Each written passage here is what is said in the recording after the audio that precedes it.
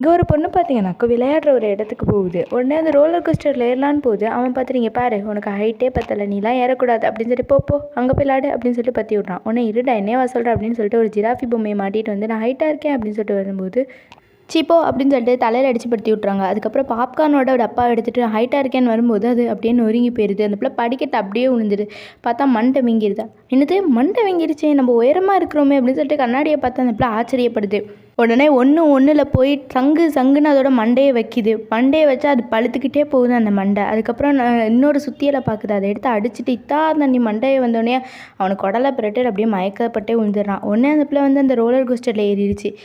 Roller கோஸ்டரில் உங்கள் தலையை பத்திரமா பார்த்துக்கோங்க அப்படின்னு எழுதிக்குது. பட் இந்த பிள்ளைக்கு தான் தண்டியாக வீங்கிருச்சு. அது இன்னும் கொஞ்சம் அடின்னு அடித்து கடைசியில் தண்டி பல்ப்பு மாதிரி வீங்கிடுது.